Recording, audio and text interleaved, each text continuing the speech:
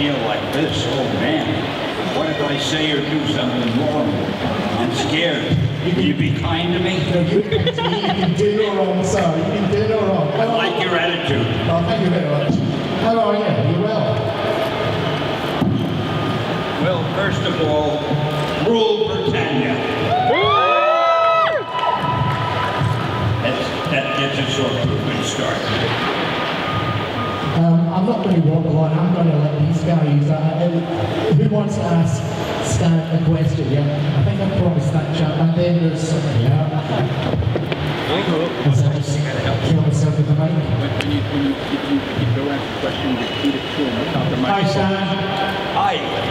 I was curious, when you left Marvel, what was it like to give your babies to someone else? Oh, it wasn't fun. They made me the publisher, so I wasn't the editor and head writer anymore. And I had to watch other guys do things, and they were good.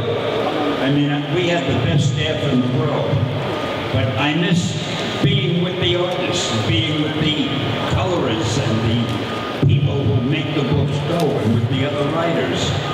So being a publisher wasn't as much fun. What I did mainly, because I'm not a businessman, I traveled around the country. I came to London a lot of times, just talking about Marvel, just promoting the books and so forth. So they called me publisher, but I was really like a glorified press agent, and that was more fun than being sitting in an office figuring out if we're making money or not. Thank you. First of all, as a geek, I say thank you for making my childhood imaginative and fun, and I'm sure most geeks will appreciate that. You're welcome. What I'd like to ask is, has there been any stories that fans have shared with you that have been memorable over your vast career? Any stories like my vintage? As fans that shared with you that stand up to you. Oh, any of my stories? Yeah. Every one of them. They were classics. No, there are so many books. I mean, I had favorite stories with the Fantastic Four, with the Hulk, with Daredevil, with Spider-Man, with all of them, I guess. There was one story, I remember, these are not our two top characters, but I did one story where Daredevil fought the Submariner, and they were both our heroes, and I had to not make it look as if one of them could really beat the other, so they practically fought to a draw.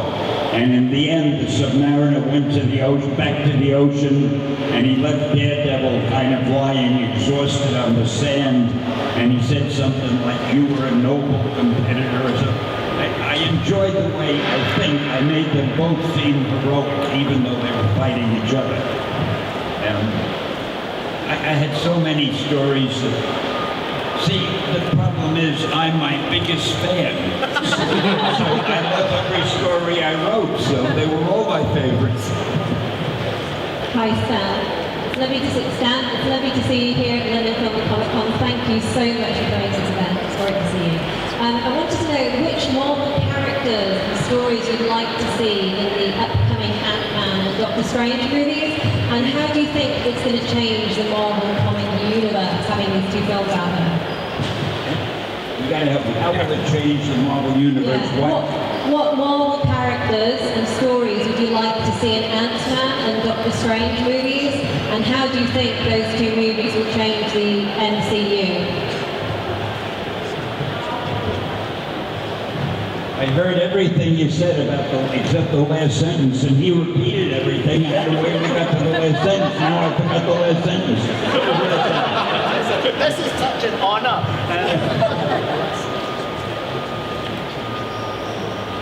By introducing new characters? Okay. Now I forgot the first one. Actually, the movies have been great.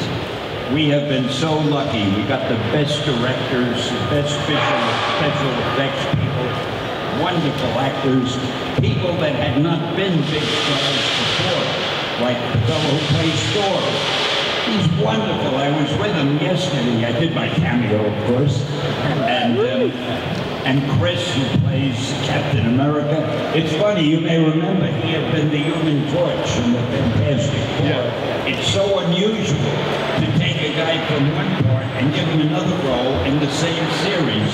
Worked out beautifully, though. He's great. That's so good. So how do I think it'll change? All it can do is make it better for Marvel. If we do these movies and the movies are successful, there are people now reading Marvel comic books who never would have thought to read a comic book before. So it helps the comic book business. The movie business has been unbelievably incredible. I mean, the Marvel movies are about the biggest money-making movies of all. And, you know, it's funny. I keep thinking DC could probably make a lot more money with Superman and Batman if they announced that I'd have a cameo. People wouldn't believe it. Hello, Stan. Thank you for coming. Much appreciated. Oh, you're very welcome. Thank you for having me. Our pleasure. You just talked about cameos. You've obviously had a lot of cameos in all the Marvel films. Have you got any personal favourites? I miss that. Have you got any personal favourites? I love them all. My cameos are like my characters. I love all of them. The one I did where, let's see, where I was the librarian and I was playing music while Spider-Man was having a life and death battle with the lizard. The time they wouldn't let me into the Fantastic Four's wedding because they didn't believe I was who I was. I thought of a couple this morning that I said, gee, I had forgotten about those. I loved them, and now I forgot what they were. But no, every one of them. The one I did yesterday, I can't tell you what it is. Wait till you see, what was that for? The Avengers? It was for the Avengers. It really was good. Don't miss the Avengers. Just on That chap there had a question, Paddy. Keep your hand up. Lovely. Hi, Stan. I just want to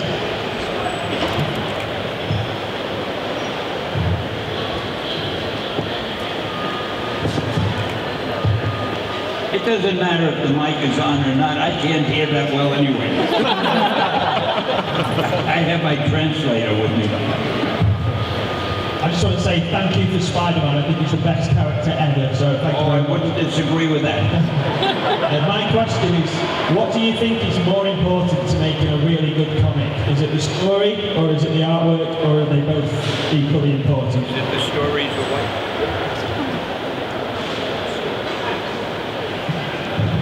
Impossible to say. It's like saying what makes a great song hit, the music or the lyrics. You can't have a good story, with a good comic strip story, without a good story, without a good script. But a bad artist could ruin the script. If it's drawn badly, you'll think the story isn't any good. There's nothing in art that is as close to being a 50-50 value as comics, where the artist, I think, is 50% as valuable as the writer and vice versa. When they are both doing a good job, then you have a product that's really great. If one of them doesn't do a good job, the whole product suffers. Yep, next chap. Hi, I was just wondering, it's such an honour to have you here, by the way, so thank you again. It's going to echo everyone's thoughts. I heard, I was just wondering, and then the rest of that I didn't get. She said, thank you for coming, and she's going to ask a question, and now I'm going to get the question. You're very welcome. Thank you for having me. I was just wondering if there's any aspiring comic book artists, what would you say to them to get them on their way?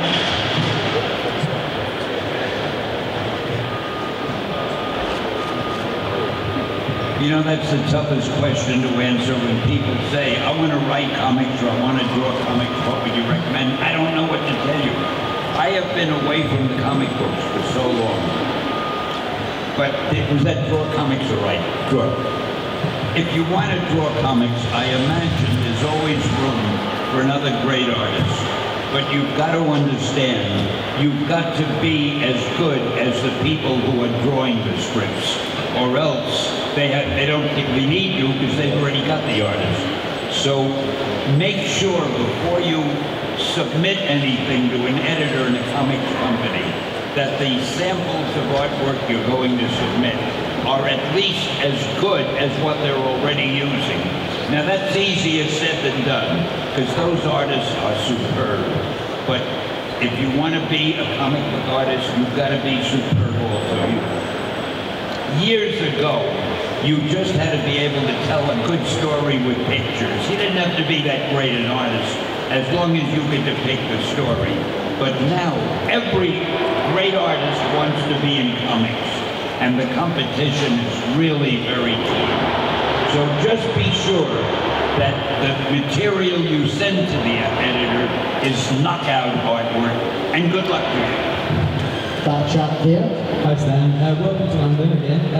How likely do you think we are to see a standalone Loki movie and a standalone Mark Ruffalo Hulk movie? And what would you like to see in these? I missed that one.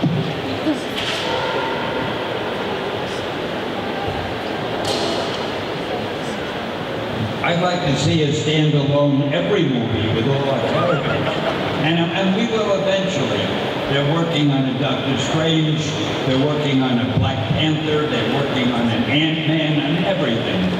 But as far as would I like to see what you said, sure, I love standalone. But by the same token, the audiences, the public, loves when we team them up. That's why the Avengers is so big. They love to see all the characters, or many of them, together in one movie. Yeah, next question. Hey Stan, you're awesome first of all. You've met so many famous people in your lifetime, and you've actually got your entourage, and one of those people is a cosplayer called Ivy Doom Kitty. How did you meet her? She's like my favourite. I wish I was younger and had the hearing I used to have.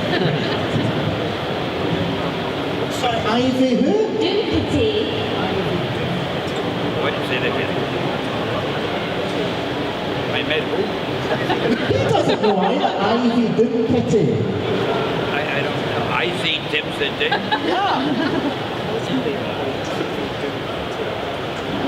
You know, I also have a lousy memory, but I can't recall. Next question. I'm sorry. Hello. We've seen so many great Marvel movies, and we're now starting to see the start of Marvel TV shows. I was wondering if there are any other characters other than Daredevil that you think would be better suited to TV. Something about TV. I think any one of them would work in TV. Some of them, unfortunately, require expensive special effects in order to get the most out of them, and some of those special effects would be too expensive for TV. But any one of them, the Hulk, 1 million years ago, was one of the most popular TV series, if you remember. And I think Spider-Man on TV would be sensational, but they're spending so much time and money on his movies, they don't have time. But sooner or later, they'll probably find a way to have them on TV too, because Marvel is very greedy, and if there's a way to make an extra buck, believe me, they'll go. That gentleman there. I said, Freddie Smith, well known with his standing in the comic books, and I was just wondering if you're all disappointed that he hasn't had the chance to represent one of your characters on screen yet, and are there any other directors that you would quite like to see represent one of your characters? Yeah, Kevin would do a great job. Kevin is an old, if you're familiar with him, he's the fellow who did the movie Mallrats years ago, my first starring vehicle. And Kevin knows the comics as well as anybody, so I don't know why Marvel doesn't hire him to do one of their movies. Maybe they will. And a final question from that young lady. Thanks, Ben. It's such an honor. I'm here representing a site from Brazil, so can you say hi to Brazilian fans? Our Brazilian fans, how are you? Good to see you. I get so many letters and emails from Brazil that maybe you're some of the people whose emails I've been reading. Anyway, hi. Quick question. Yeah. I would like to know, after having done so many great things throughout your life, if there's anything else you'd still like to achieve. Well, if my mother was still with us, she'd feel that I'm a failure because she was sure I'd be president of the United States. I just couldn't make it. Oh, wait a minute, I have something for you to do. Oh, am I glad I thought of this. I want to bring back a present for my wife. My wife is English. And I was thinking, what could I get her? And it occurred to me, and you can help. Are any of you friendly with the Queen? Well, if you are, I think it would be nice if I were made a knight of the British Empire. Because then I could go home and say to my wife, you're now a dame. Imagine how happy she'd be. So right after this interview, get together, work it out, call Her Highness, and I'll wait to hear from you. Thank you. Ladies and gentlemen, Sir Stan